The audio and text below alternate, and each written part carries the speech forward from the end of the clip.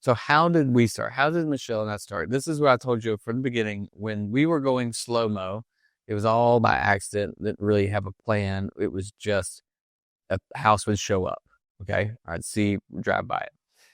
Then we started actually trying to find flips and actually trying to find rental properties. Okay. So we started actually actively trying to find deals and became a deal finder where we were talking about it, listening for deals to show up. We were, asking people to send us things. Okay. I go back to this story. I tell this story all the time because it's really when it clicked for me is that Michelle and I, this is 2013, 14. We were sitting on our front porch, our new house front porch, and the neighbors across the street got evicted. And I was like, oh, that's too bad. And I just kind of watched it, whatever, no big deal. And then the house across the street got foreclosed. I was like, oh man, that's just too bad. That'd be great for somebody to do a deal right there or to flip it. And I literally sat on our porch and said, I wish somebody would flip that house. Right. This is before we were deal finders. This is before we were actually actively looking. And then that house went for sale in the MLS. And I said, man, it's going to go to somebody really soon. I'm so excited. I hope they make it a nice house. And then this guy buys it. And I'm like, I walk over there just about every other day just to like check on it. Cause I'm like, oh, this is cool because we had already renovated some of our rentals. Michelle and I already had 4 at that point. And we weren't deal finder. We were not in that mindset of like, that's our next deal. We should do that. So I just watched the guy flip it and make a whole bunch of money. And then later when we decided that we were going to do this business, 2015, 2016, it dawned on me that was our flip. There was no reason we shouldn't have done that deal, except for we were not looking. We did not have our deal finding eyes on. So this is what I want y'all to do. These are your steps. This is the 6 methods to find deals today. Okay.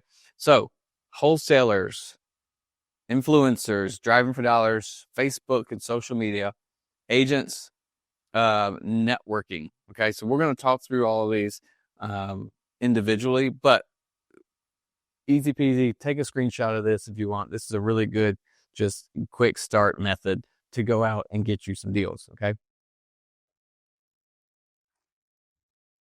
Let's see, Michelle will get me some water. All right, let's go into wholesalers. What do wholesalers do? Now, we've been talking about wholesaling as a bad word. It's a dirty word in our state, and it is. Like, get it out of your psyche. Don't say wholesaling. But there's still wholesalers. Can't say that.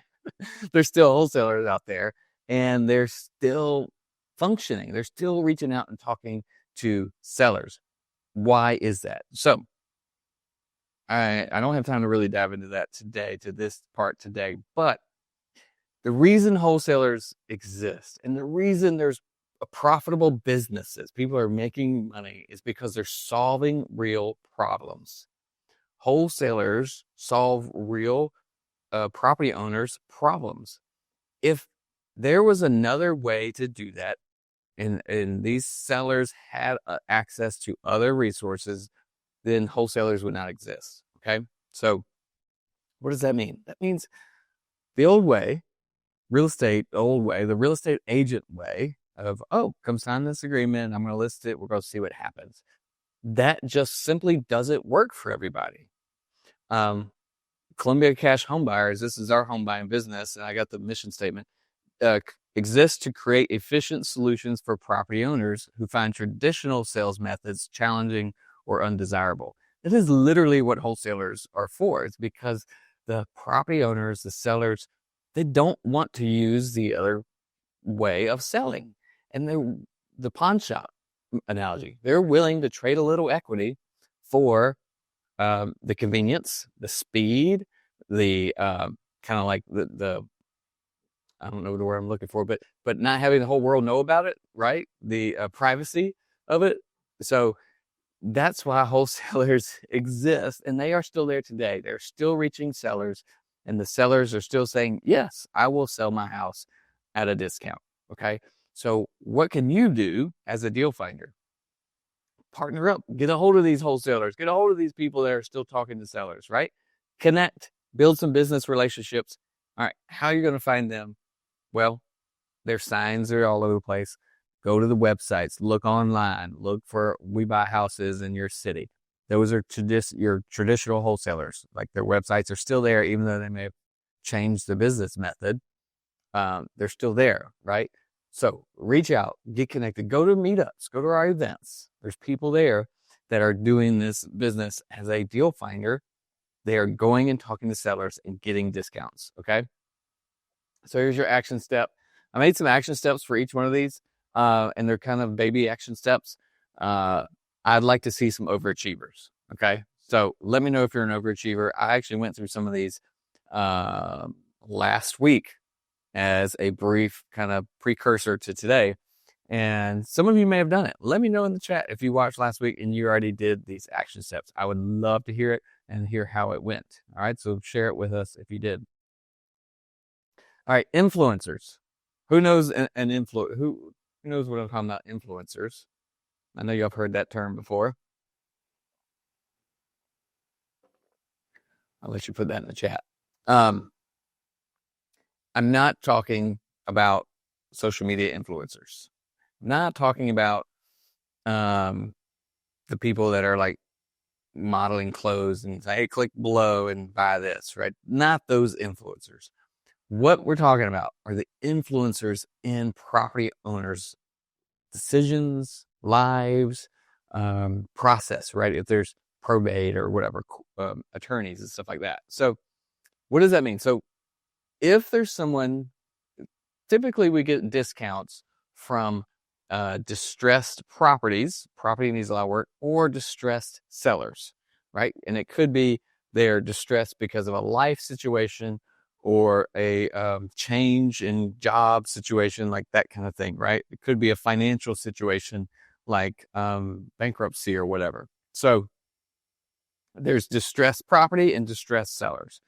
Well, if there's distressed sellers, they're typically reaching out for help, or people are coming to them to help. Okay, so that's what you're looking for: influencers in their lives and decision making. So attorneys, junk removal companies are great. Real estate agents also can be a part of this. You're looking at any kind of community organization. Your HOA could be a big part of that, because their influence may not be a positive one, but the HOA may be writing tickets for tall grass or something. Okay.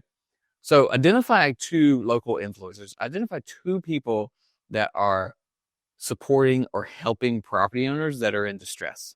Okay.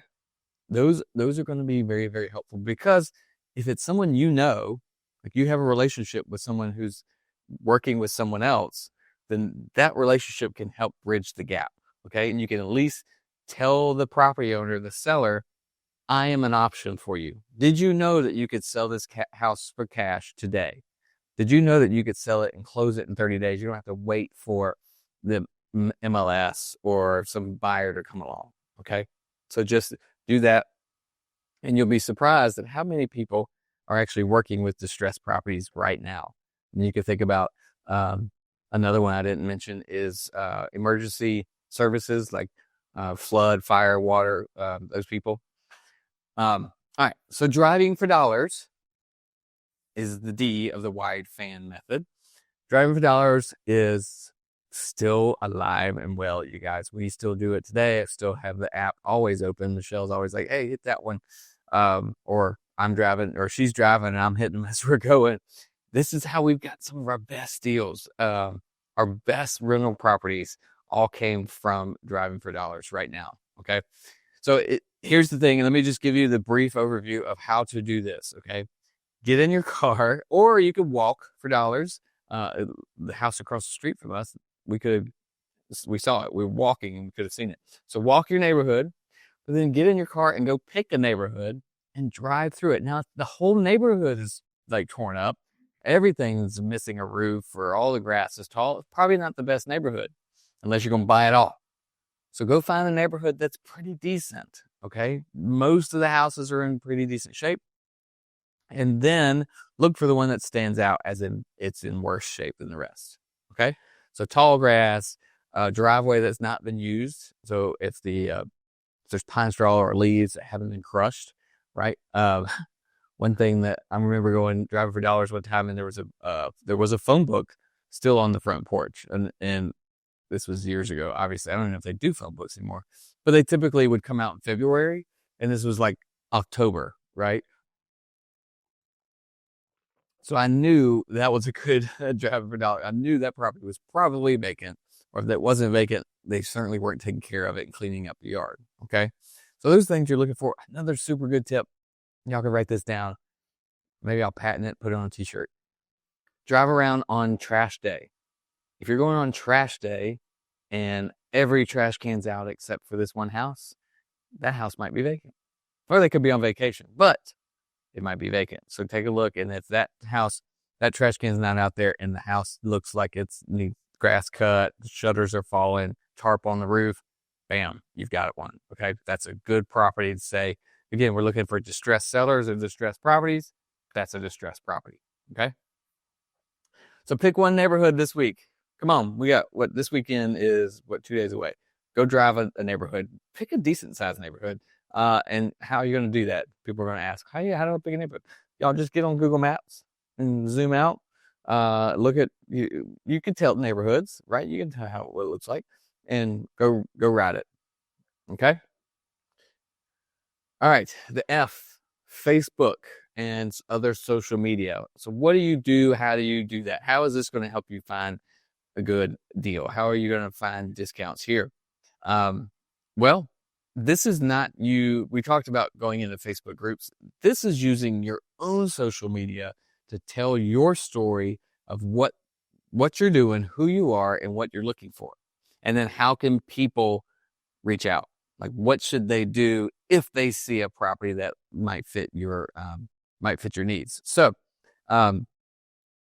we talked about this. I keep getting confused because we had a whole call on this for our marketing call for our partnership program, our Deal Finders Club. So I'm like, have I talked about this? No, y'all don't know this yet. So, what to post? So I actually did a post about the storytelling method. So you want to just share with your social media, share with people what you're doing. Hey, I'm looking for a discount house. I want to invest in real estate. I'm ready to buy my first one, second one, third one, whatever that is. And this might be what it would look like. So you tell people what you're doing, tell them what you're looking for so that they can be your eyes and ears. And then, hey, if you see this, shoot me a message, call me, text me, whatever. So you have to tell them, you have to tell the world, I'm envisioning people. You have to tell the world through social media what you're looking for, or what you're doing, what you're looking for, how they can spot it, and then what to do with it if they spot it. Because your social media, they're our friends now. Like, yes, we don't even speak to half of them, but they are still our friends, because if your feed is in their feed, and we all feel connected. We still feel connected, and we want to help people. That's just what people do, right? We want to help people. We want to have community. That's how God made us. And so when they see that, and they see you doing that, looking for help, then now their eyes and ears are open. What you essentially are doing or want to do is make everyone in your feed your deal finders, right? You want to transition, make them all deal finders. So they're all looking and listening for potential and sending it your way. I know, I think Sean's probably still watching, and he will always be famous for me for now, because he was just filming and posting that we're flipping these houses together. And he just forgot to tell people that, like, to send him more deals. Because if you don't say that part, like if you don't say, send me some addresses, or if you see something like this, tell me about it, people don't know to help you.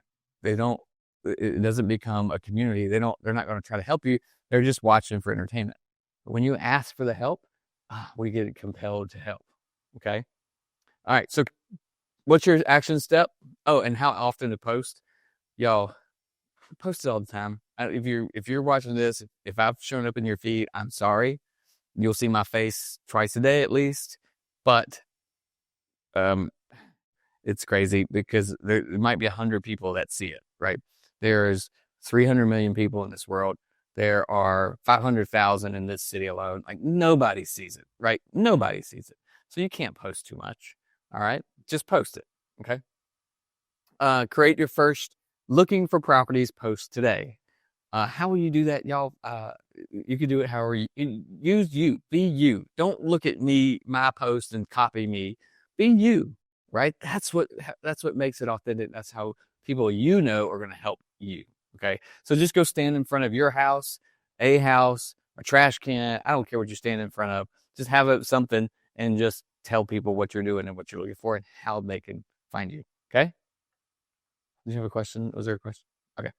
Y'all, if you have questions, I'll remind you now. If you have questions, post them in the comments section. And yep, faux show. Let's see. Okay, good. All right, agents. We talked about agents a little bit already, but the agent as an influencer. So some sellers will come to an agent and say to the agent, "Hey, I need help selling this house. It's really beat up. Can you help me?" Some agents will say, "Yeah, I got some. Let me call some people that might buy this. This isn't a good fit for the MLS. Let me see if we have some buyers for that." Some agents will just say, "Yep, sign this contract. We'll put it on the market." They don't know that there's another option. So this is where you come into play. And you want to reach out to agents and let them know that they have other options. That if someone comes to an agent and needs to sell property, yeah, they could sign the contract and all, but I'll buy it right now. I'll be your cash buyer. Let's make it quick. Let's make it easy. Okay. Sometimes those agents may not even want to sign the contract. They might say, "Forget this. It's $200, right? It's like $1,000 deal or something. It's not enough for the agent to deal with it." And so they'll just say, "Hey, why don't you call this cash buyer? I think they're a better fit for you." Okay. So how are you going to do that? That's agent as an influencer. Now, agent as an active searcher is where you go to the agent and say, "Hey, agent, I'm a cash buyer. I want to buy some properties. Can you help me find some?"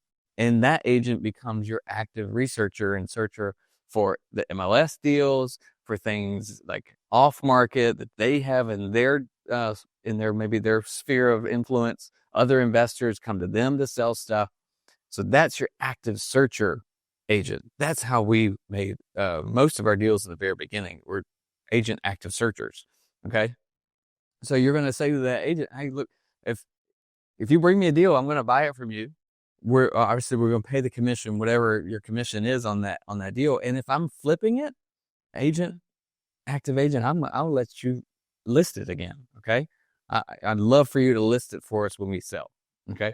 You can do that to get started. Now I'm an agent. Now we have an agent team here. We don't necessarily do that as much because, that doesn't make a whole lot of sense. We do too many deals. So our agents on our team handle that. But if you're just getting started, or if you're like, you don't have an agent team, you have people in your office, then yeah, like tell agents, if you send me some deals, I'll make sure you get paid the first commission and the second commission. Okay.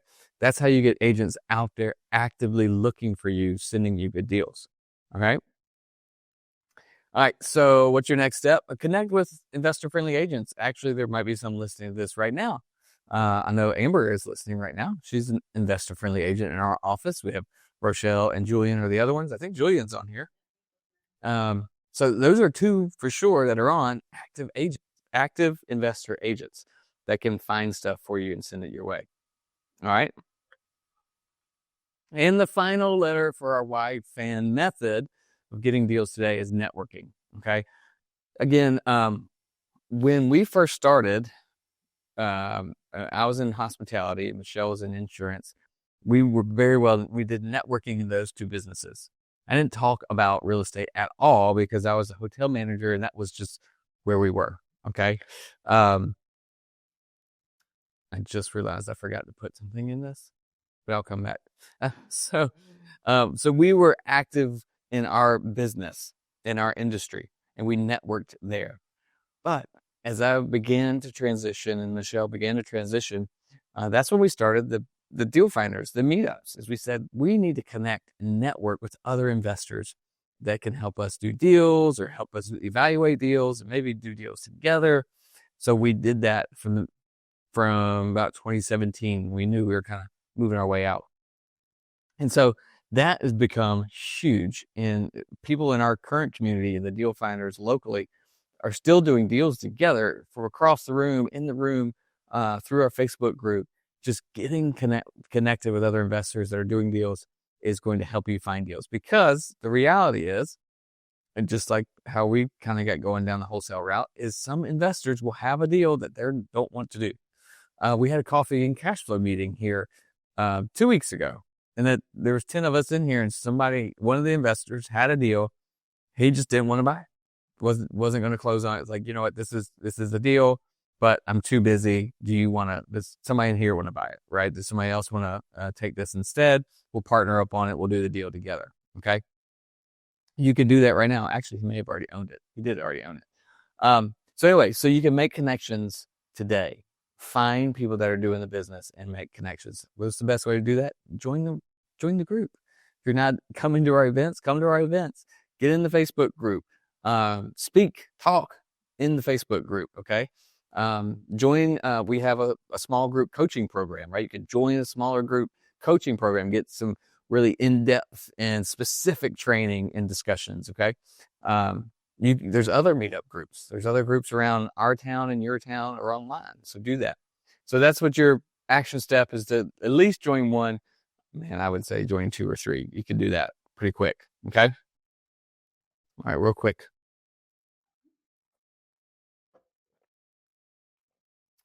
All right. Now we're going to find the deal. So that's the wide fan method. I'm going to talk a little bit about some other marketing, but make at least 5 offers per day. If you want to make this a business, you're making 5 offers a day. Now, what is an offer? What do y'all think? What is an offer? You can put it in the chat. I'll give you 3 seconds. An offer is where you have a real conversation with a seller and you have come to a number. You figured out about the range where you can offer on that property, and you let them know. You tell them, I'd like to buy this property in between X and Y, like 50 and 75,000. Okay. Making those offers, if you could do that 5 times a day, yes, you will get told no a lot. If you're not getting told no a lot, you're offering too high. Okay. If you were talking to sellers in your local market and you're face-to-face or on the phone, you should be getting told no at least 19 out of 20 times. Okay. So if you want to do 20 offers in a week, then you might get 1 deal. Does that make sense? I hope that makes sense. All right. So you're going to get told no a lot. You don't have to get down. The offer doesn't have to be down to the penny. It doesn't have to be on the contract. It doesn't have to be written out, signed, and notarized and sent over. No, that's too much work to get to the offer. But you should have a serious conversation with the seller and get down to your offer range. Okay. And let them know that and see if there's next steps or not. Okay. So talk to sellers. We hear this a lot, especially in our partnership program. And again, you don't have to talk to sellers if you have the capital to skip this. If you can skip this, let me know. I'll show you and tell you how to avoid talking to sellers. All right. We'll just talk straight to, you just get to the deals, right? We can get them off the MLS. We can get them from other investors. You don't need to talk to sellers if you've got the capital to just buy it. All right. If you are talking to sellers, this is the hard stuff. So if you have the money to be a private lender, you can be like, no, I'm not talking to sellers, because this is where it gets difficult for a lot of reasons. It is very time consuming to reach out and connect with sellers over and over. It is also very mentally draining. Kimberly's not here, but she's literally like a counselor. She's on the phone with people every day, all day. And when I'm on the phone, like, we were listening to folks. Again, it's they're in distress or the property's in distress.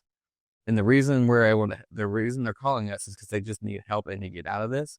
And so a lot of times we take that whole situation and we hear it all and we have to internalize it all and find a way to help.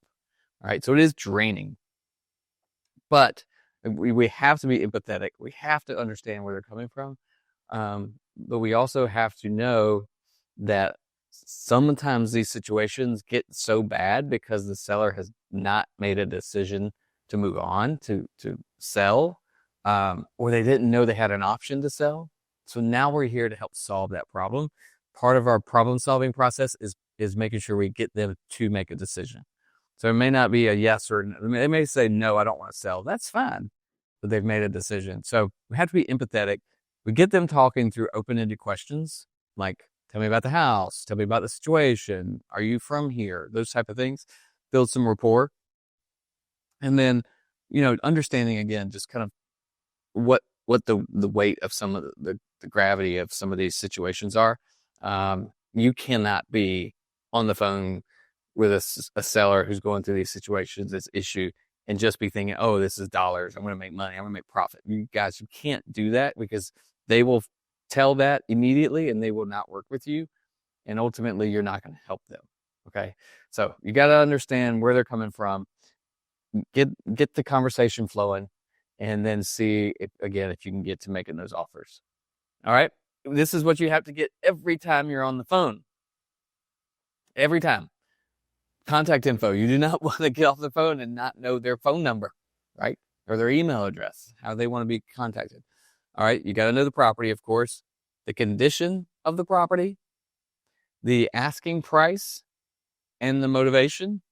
And for some reason, I left out the timeline. You want to know when they want to sell. What is the timeline? Is this a today thing or is this a tomorrow thing, right? Or is it 10 years down the road thing?